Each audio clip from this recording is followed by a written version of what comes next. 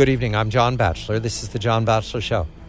The attack in Europe over the weekend points to the enemy moving while we watch. The enemy in this instance was a lone wolf. The young man is in custody, and the heroism of three young Americans who were on a holiday tour, three young friends, without weapons, charging a man with an AK-47 and other weapons. That heroism saved us from talking about a massacre, but that massacre was linked, at least in the early investigation, back to Turkey, Syria, Pakistan. In other words, the battle theaters discussed by Tom Joscelyn and Bill Roggio of the Foundation for the Defense of Democracies. They keep the Long War Journal. And we're going to go to those battle theaters tonight because they're very active, and all of the violence in the Middle East is capable of being filtered and aimed at European travel passengers, unarmed travel passengers, at any moment. In fact, anywhere in the world these attacks could happen. I note that train didn't screen luggage. Neither does the Acela in the United States. I go now to a report from Bill Roggio, very recent report, about the Islamic State attacking, that's right, attacking in Iraq, but attacking near Fallujah. What is the significance of this? A battle between the Islamic State and the Iraqi troops. Bill, a very good evening to you. The Iraqi troops, is this the Shia militia? Is this the Iraqi military regulars? And are they pushing back or are they bugging out? Good evening to you. Good evening, John. Yes, it's unclear because the militia and the Iraqi troops often fight together on the battlefield. So it's difficult to know. The spokesman for the Iraqi military seemed to indicate that it was indeed Iraqi soldiers. At least 17 were reported killed. They attacked a base outside of Fallujah. Remember that the Iraqi military and the Shia militias are supposed to be on the offensive in Fallujah, in the Fallujah-Ramadi corridor. That's the area between the two largest cities in Anbar province. The Islamic State took control of Ramadi several months in May, actually, and still control it. The Iraqi government says it's going to eject the Islamic State. The offensive started over a month ago, and it's all but stalled. I haven't heard any progress whatsoever on any of the fronts in that area. Things could change overnight. But the fact that the Islamic State can mass for an attack, a month into an Iraqi government offensive and deal a heavy blow to the Iraqi military doesn't bode well for what's going on there. There are screenshots in your article, and I recommend everyone look very carefully through this. We see a lot of destroyed Iraqi equipment, tanks, Humvees. I do not see an MRAP on first glance, but we see an APC. So what we're looking at is the Islamic State effectively launching small arms tactics against the Iraqi military that digs in, I guess, in these fortresses, is static. There's a helicopter bill. Does that suggest that the Iraqi military has air cover and still the Islamic State attacks? Yeah, the Iraqi military still has air cover. The pictures in that article actually from an attack last fall in the same area. The Islamic State released photos or released a video of an attack on a base from last fall, right at the same time when this attack took place. So, but this is the type of warfare that we're dealing with. The Iraqi military has really struggled in this area. But yes, the Iraqi military is still able to put helicopters up in the sky. But what you notice, you'll even see videos often where there's U.S. drones or U.S. fighter planes flying overhead, and the Islamic State is still fighting in these areas. So while the airstrikes, it hurts the group and it kills fighters, they don't let airstrikes limit their operations on the ground. They're of the mind that you're going to win the fight on the ground, and they'll commit to it. And it's been pretty successful for them so far over the last year plus. There is a war between the Islamic State and Al-Qaeda. That war is hard to see sometimes unless you follow it on the Long War Journal. And I welcome Tom Joscelyn now to explain why it is that the Islamic State wants Mokhtar Belmokhtar dead. Tom, a very good evening to you. Who is Belmokhtar, and why is the Islamic State trying to kill him? Well, good evening, John. Belmokhtar is an al-Qaeda veteran. He's someone who's remained loyal to Ayman al-Zawahiri, even as the Islamic State has challenged al-Qaeda for leadership in the jihadist world. And what's happened is that basically Islamic State suffered some severe losses in the city of Derna, which is in Libya. This was a city they supposedly controlled, but in fact did not. Basically, the al-Qaeda groups in the city eventually ejected them from the city proper and pushed them out to the suburbs and have basically been inflicting losses on them since June. And so part of what the Islamic State or its supporters, it's not entirely clear, have been doing is releasing these wanted dead posters online, dozens and dozens of them, in fact, more than 80 we count so far, of people that they say are the Islamic State's opposition in Libya, in Derna, and elsewhere that need to be taken out. And many of the people who are featured on these wanted dead posters are al-Qaeda personalities or al-Qaeda-linked personalities. They've actually exposed, we think, some intelligence on some of these guys, in fact. Recently, just in the last basically 48 hours, some of these Islamic State supporters released one of these posters for Mukhtar al-Mukhtar. Now, the group, the Islamic State, quickly came out and said, or at least some of its official media operatives came out and said it didn't mean to really release this. It wasn't really an official release. It was just some fanboys online who were putting these together. However, we know that basically there were dozens of these before this Bill Mukhtar one, and they were targeting guys who were connected to Bill Mukhtar. Now, remember, some of Bill Mukhtar's guys were connected to the Benghazi attackers, for example, in September of 2012. Bill Mukhtar's men were responsible for the January 2013 raid on that Algerian natural gas facility, which really was a major hostage crisis. Bill Mukhtar is really an established veteran here, and there's a lot of reporting that he's basically been helping al-Qaeda lead the charge in rolling back the Islamic State in North Africa. So whether this poster is legitimate or not, I think there are probably good reasons the Islamic State has for wanting him dead. Tom, is the Islamic State capable of killing Bill Mukhtar, or is this just braggadocio for everybody outside that battle theater? I think they are capable of killing him, probably, but by the same token, I think al-Qaeda is capable and has been proven very adept at killing the Islamic State guys in Libya. Now, one of the more interesting pieces of the story is that the Islamic State, when it suffered these big losses in Derna, there's some pretty good reporting on this, that the pro-al-Qaeda groups in Derna, groups that are connected directly back to al-Qaeda senior leadership, actually captured the Islamic State leadership in Derna and basically make them march down the street in Derna in sort of a walk of shame after they were humiliated. And they humiliated their forces in a number of ways. And I think this is one of the sort of quiet stories of 2015 that doesn't get enough attention.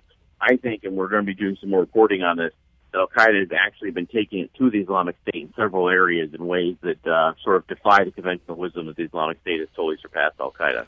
Back to Afghanistan, where the U.S. and ISAF have withdrawn from active combat, where we believe Taliban is mounting offensives that are more and more encroaching on the government left behind, and where Zawahiri has pledged allegiance to the Taliban. That's right, al-Qaeda and the Taliban are now united, as they always have been, and Bill and Tom are both reporting on the Islamic movement of Uzbekistan and a split over leadership in the global jihad.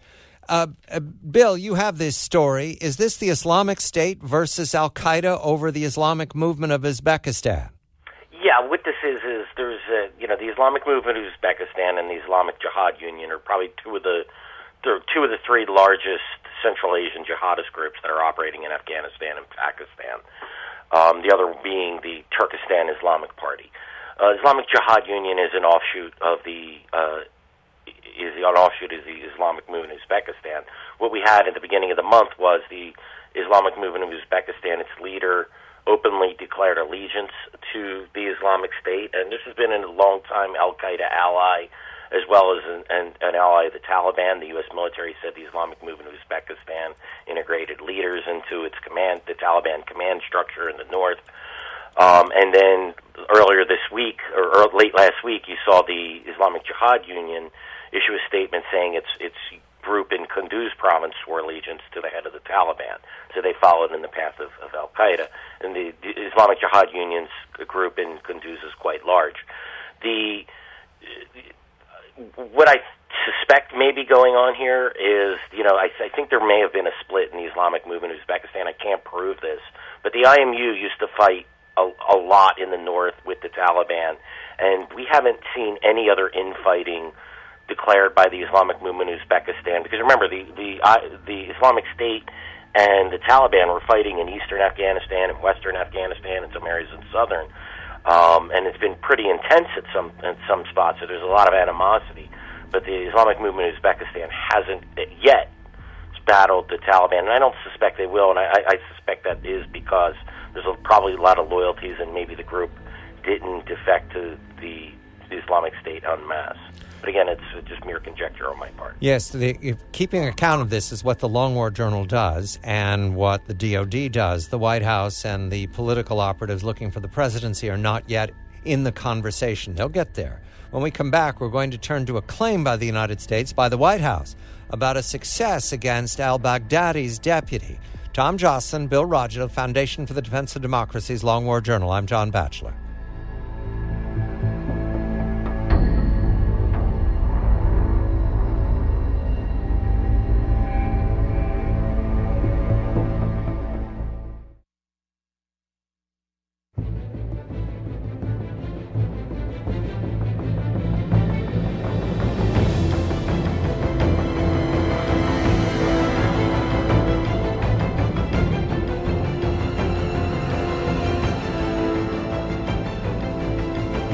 I'm John Batchelor. Tom Joscelyn and Bill Roggio, my colleagues, they keep the Long War Journal for Foundation for the Defense of Democracies. We turn now to a claim by the White House. The political season is underway, but there is not much discussion from the major presidential candidates in the Republican Party nor from the Democratic Party about the warfighting ongoing right now against the Islamic State and against al-Qaeda. However, there is a claim of a kill, a decapitation strike. Fadhil Ahmad al-Halyali. Tom, who is he, and do we have a confirm on this? Well, U.S. officials say that al-Halyali is in fact dead, but this is the second time senior U.S. officials have said this. He was reported dead last year, and that I think just speaks to the murkiness of the intelligence surrounding, who's being targeted in drone and other airstrikes. And a lot of times we don't know for sure without having people on the ground to confirm who's been killed and who's been taken out of action. But the White House put out the statement from the National Security Council saying that he had been killed. And if he's dead, it's an important kill for sure. I mean, this is a guy who's considered the second most powerful guy in the Islamic State, Baghdadi's top deputy. He's a guy who has been credited with a lot of the planning of the Islamic State's military operations. And like a lot of other Islamic State officials, senior Islamic State officials, he has a pedigree that goes back to Saddam's army and intelligence services. And in fact, that's where he came from. And I think this speaks to why the Islamic State has been so effective, particularly in Iraq, is that in a lot of ways the Islamic State's playing a home game. If you look at the biographies of the senior officials down to middle managers who have been really leading the charge of the Islamic State in Iraq, a lot of them have this pedigree going back to Saddam's regime, and therefore they know the turf, they know the lay of the land, they know who their enemies are and who they can actually either browbeat or ally with in order to basically move their cause forward. And in this kill, we're told that the Islamic State is protected because it's in populated centers and the U.S. won't strike. So what can we guess? Did they find him alone in a building? What do we know about it? Well, according to the press release by the White House, it says that he was moving basically in a vehicle near Mosul, which of course is one of the two central places the caliphate claims to hold at this point, or that are claimed to be sort of the centerpieces of the caliphate's claim to territorial rule. And so it's possible that he was in or around Mosul, given how this press release is framed. I think in a lot of ways we don't know exactly what intelligence was used to actually locate him, but I will say this, that we know this year, in fact, a good number of the drone strikes and other airstrikes have taken out guys who were in moving targets, who were in vehicles. I think it's probably been true throughout a lot of time. And if you look at the percentages, that a good number of them are actually killed in cars or other types of moving vehicles. And perhaps there's something that they slip up on in terms of their comms ability or communications that allows us to find them. There's some sort of signals intelligence or intercept that allow us to locate somebody like this who we're definitely looking for regularly. But that's all speculation. There are a lot of ways they could have found him. It could have come from intelligence on the ground. It could have come from a number of different sources. And right now there's no martyr video, so we don't have a confirm. We'll wait for that. Bill, you have a story up about an American suicide bomber. His nom de guerre, Abu Abdullah al-Amriki, What do we know about him? And he killed himself at Baji. That we spoke of that, I think, a week ago. Baji was that's a major conflict in Iraq.